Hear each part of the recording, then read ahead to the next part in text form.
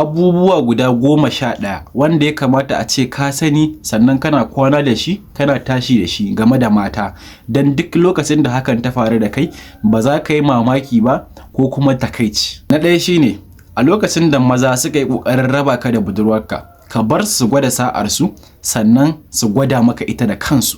Na biyu shine a cikinsu duk namijin da ya nasarar raba ka da ita ka taya shi murna, don hakan ba yana nufin ka rasa ta bane, a'a, bayyana maka asalin kalata ta yi. Na uku shine babu namijin da ya isa ya raba ka da budurwarka a duniya, ka sa wannan a ranka. Sai dai ita ta rabu da kai da kanta, don mata da kansu suke zaɓar wanda suke so. Don haka ka saka a ranka su da kansu suke zaɓar wanda suke so.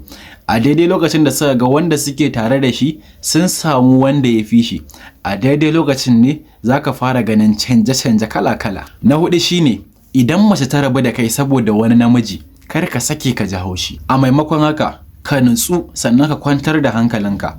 Allah ne ya raba ka da mummunar kaddara. Dan ina mai tabbatar maka shi ma idan ta haɗu da wanda ya fi shi dole sai ta rabu da shi. Haka tsarin ta yake. Na biyar shine duk macen da ta kwantar da hankalinta a lokacin da take tare da kai dan kawai kana da abun duniya, mafi akasari wannan abun hannun naka shi ya jawo hakan, ba wani abu ba. Macen da ta kwantar da hankalinta ta kasance da kai a lokacin da baka da shi, da irin wannan matan ya kamata a ce ka zauna sannan ka dagi ka rama masa irin halaccin da suka yi maka. Na shida shine yawancin maza suka rikice su shiga wani hali a lokacin da suka ga wani namiji tare da macen da suke so suke kauna. Mazan da suka san halin mata samsam ba sa damuwa, sai dai su dage su ga sun mayar da hankalinsu wurin ganin yadda take mu'amala da shi a lokacin.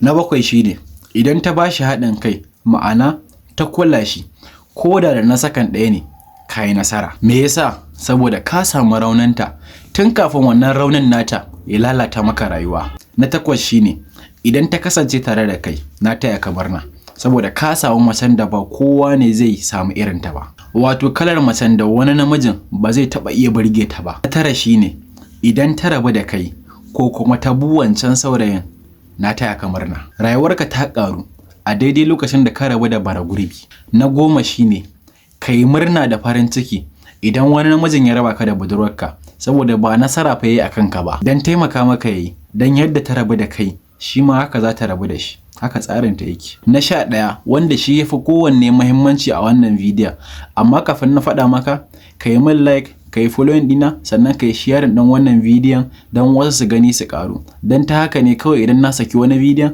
za ka sake ganin shi kai ma ka karu. Na 11 shine duk macen da wani namijin zai iya raba ka da ita, dama ba taka bace, dama ta kasance mai jiran wanda ya fi ka ne, ba kowa ne zai gane haka ba. Mata za su lalata maka rayuwa idan har baka karance su ba, idan baka karance su ba ba za ka iya jagorantar su ba.